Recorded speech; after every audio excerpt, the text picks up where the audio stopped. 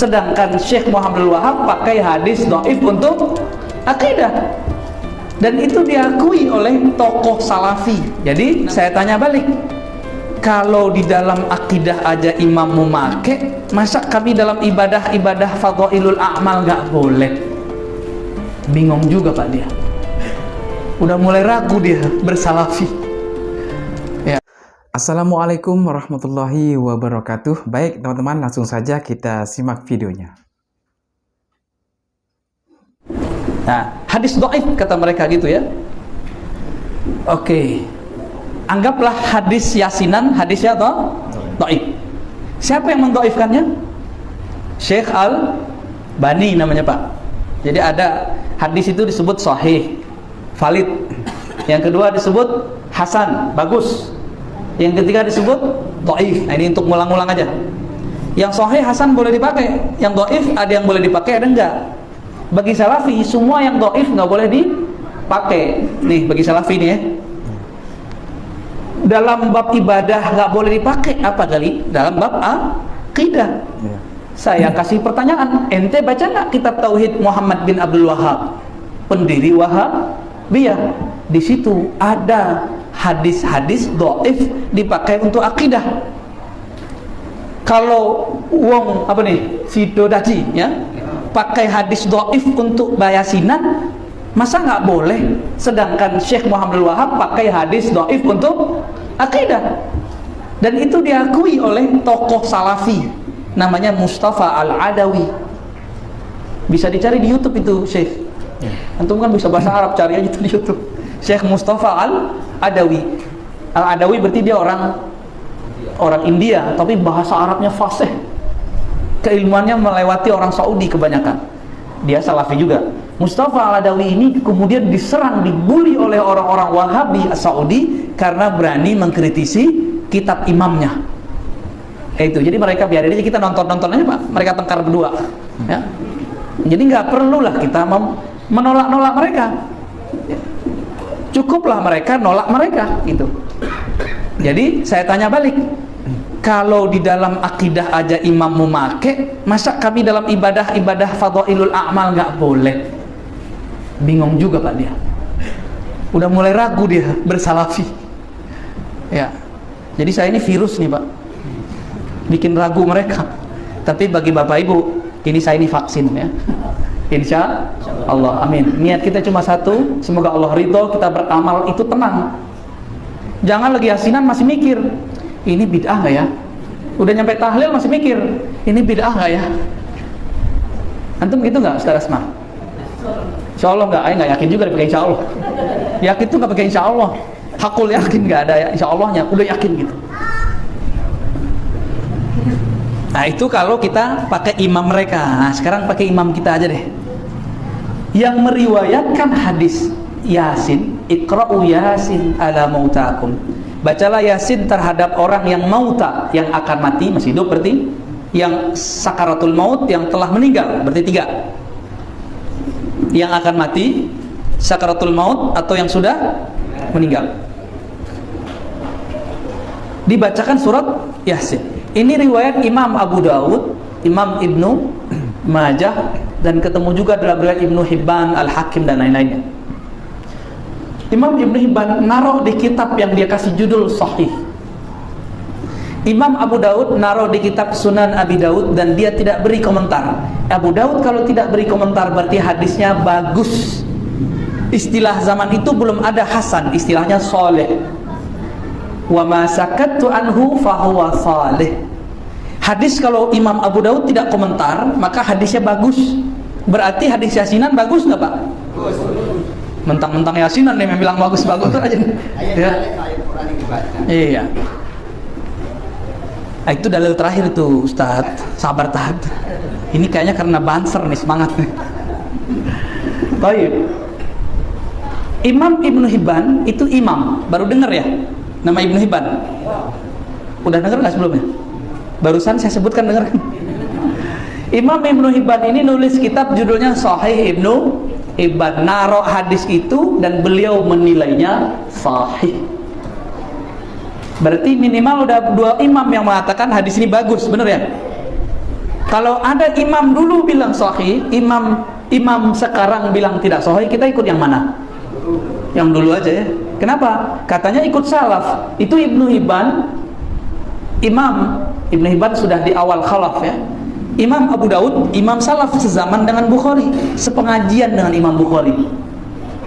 Bedanya umurnya agak lebih panjang aja dari Imam Bukhari. Imam Abu Daud, imam salaf, tidak mempermasalahkan hadis Yasinan. Jadi kira-kira kita baca Yasin nggak nih? Tetap baca Yasin ya. Ustadz, bukan itu doang, habis baca Yasin kok pakai baca Al-Fatihah, Alif Lam Mim, ayat kursi, amanah Rasul. Ini kan Nabi kan nggak pernah begini. Nah, Nabi nggak pernah lakukan. Nah, ini gaya mereka nih. Mereka ini kalau nggak tahu bilang nggak ada. Nah, ini pembohongan baru atas nama Rasulullah. Jadi kebohongan atas nama Nabi itu dua, menambah-nambahkan dan mengurang-ngurangi. Nabi nggak pernah melarang, dia bilang Nabi melarang. Nabi tidak melakukan, belum tentu itu tidak ada. Lihat dulu sahabat Nabi. Adakah riwayat yang menyebutkan kalau kita ke kubur atau mendoakan orang mati baca Al-Fatihah, baca Alif Lam Mim, baca 5 ayat pertama, ayat kursi, amanah Rasul, kul ada nggak? Ada.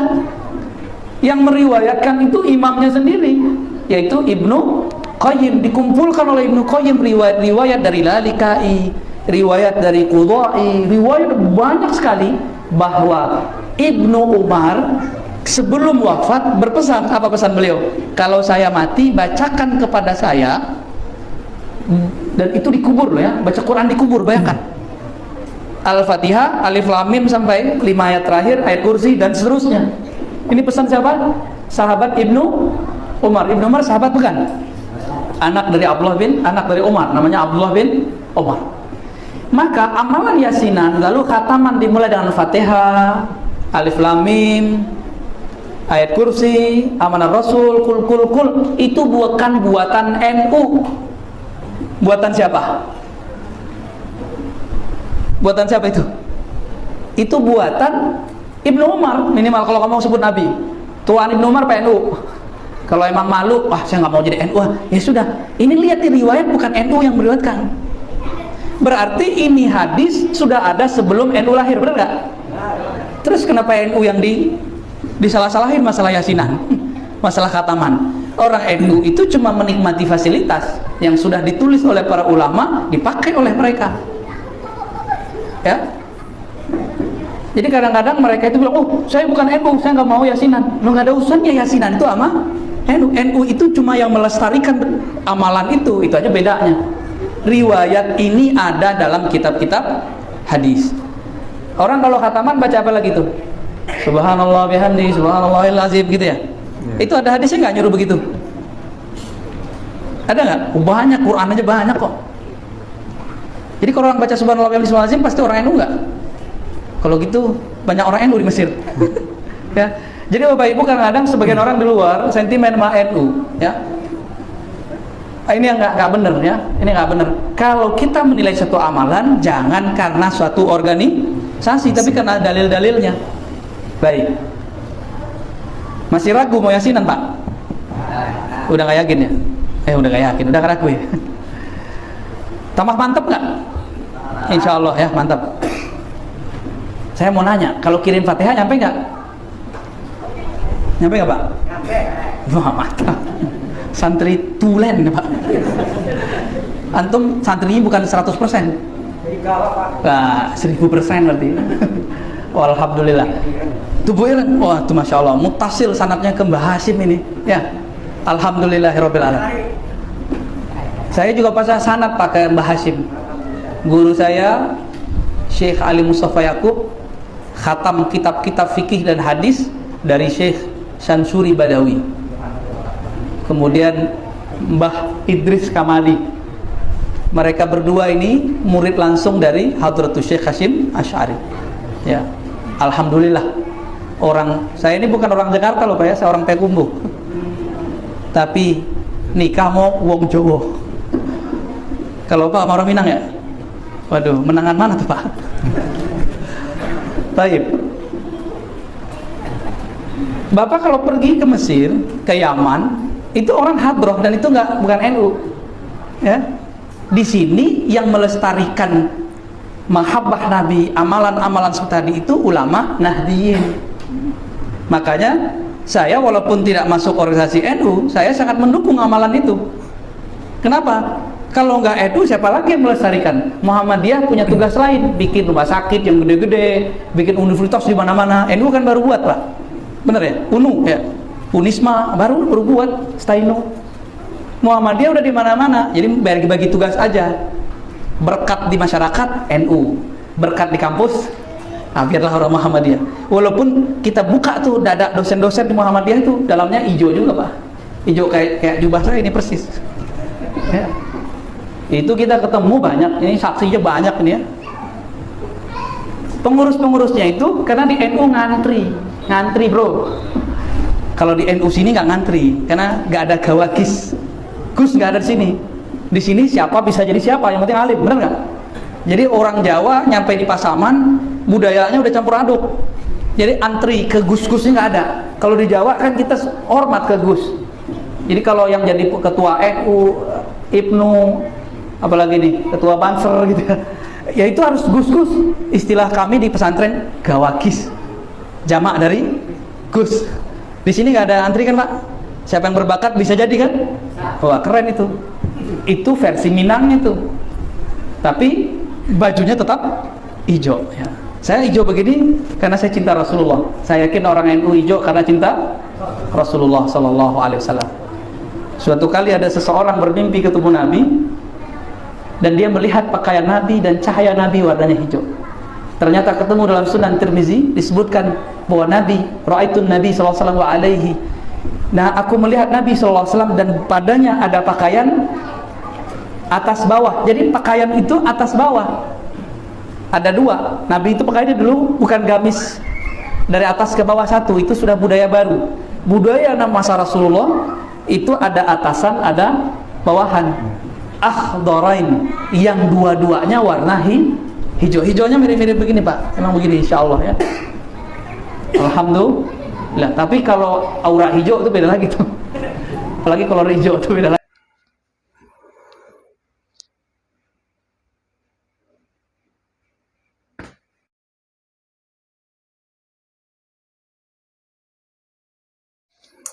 Nah, baik teman-teman semua, kita sudah bersama-sama menyimak sebuah penjelasan atau pembahasan mengenai hadis doif atau amalan-amalan seperti yasinan. Nah, teman-teman, kan selama ini kita sudah pasti sudah banyak yang tahu di antara teman-teman semua mengenai hadis doif yang tidak diamalkan oleh kelompok Salafi Wahabi, teman-teman ya. Nah, mereka tidak mengamalkan hadis-hadis doif karena hadisnya doif, teman-teman ya.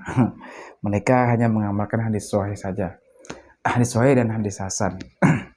Nah, teman-teman, kan kalau kita atau biasa di NU itu, teman-teman, organisasi NU itu ada yang namanya yasinan, tahlilan, maulidan dan lain sebagainya. Nah, mereka itu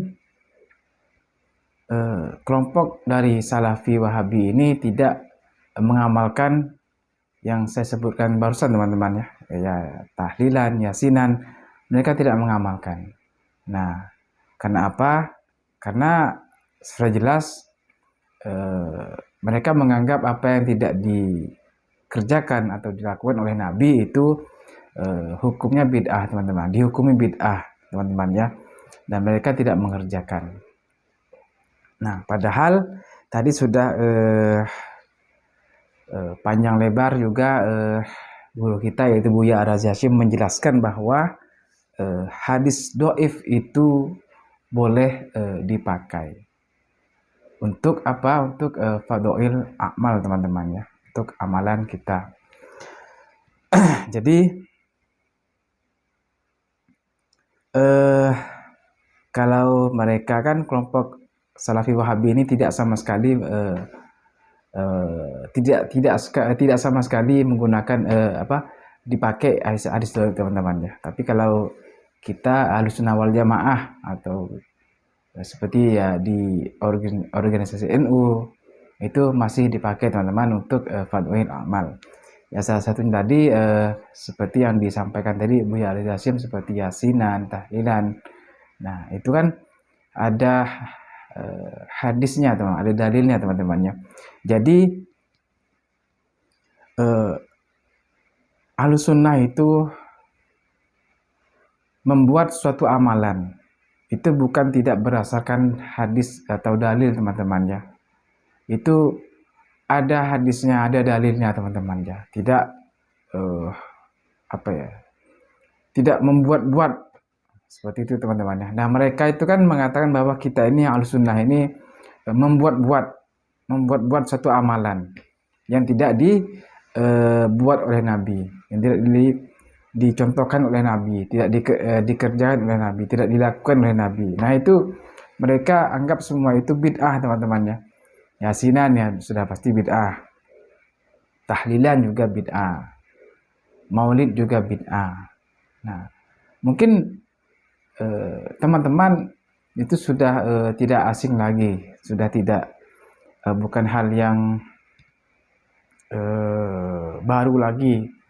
Teman-teman pasti mengetahui seperti apa mereka itu, kelompok mereka itu yang selalu membid'ah-bid'ahkan kita yang melakukan amalan seperti tahlilan, yasinan dan lain sebagainya, yang sudah jelas-jelas bahwa kita juga yang Ahlussunnah wal Jamaah ini yang seperti tadi disampaikan atau dijelaskan oleh Buya Ali Hasyim bahwa yang Ahlussunnah lakukan ini bukan tidak berdasarkan dalil. Nah, sama-sama mempunyai dalil teman-teman ya. Nah, mereka itu menganggap kita yang yasinan, tahlilan dan sebagainya itu menganggap membuat suatu amalan teman-teman. Nah, jadi seperti itu teman-teman ya.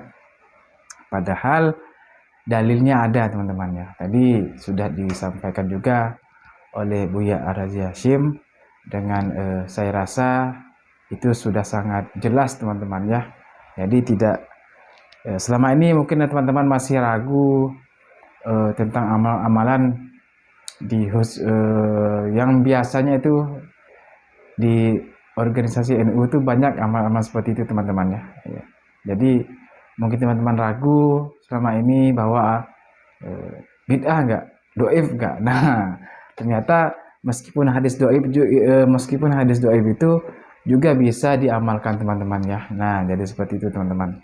Jadi sudah jelas dari semua yang disampaikan tadi oleh Buya Ali Hasyim itu sangat jelas teman-teman ya. Nah, baik teman-teman, mungkin hanya ini yang dapat saya sampaikan. Lebih kurangnya saya mohon maaf apabila ada kesalahan-kesalahan yang saya sampaikan. Saya hanya mencoba berusaha untuk menyampaikan apa yang saya ketahui tadi setelah kita bersama-sama menyimak. Apabila ada kesalahan yang saya sampaikan, ucapan yang saya sampaikan ada kesalahan, mohon dimaafkan yang sebesar-besarnya. Baik teman-teman semua, cukup sampai di sini. Terima kasih sebelumnya sudah menyimak video ini. Mudah-mudahan bisa bermanfaat untuk kita semua, bisa menambah ilmu, pengetahuan, dan bisa dijadikan pembelajaran untuk kita semua. Baik teman-teman semua, sebelumnya tak henti-henti saya berucap terima kasih kepada teman-teman semua yang sudah mensupport channel ini, yaitu channel Daun Dakwah ini. Mudah-mudahan channel yang kecil ini bisa terus berkembang menjadi channel yang besar dan tentunya memberikan manfaat serta ilmu yang bermanfaat untuk kita semua. Baik teman-teman semua, cukup sampai di sini dan saya akhiri. Assalamualaikum warahmatullahi wabarakatuh.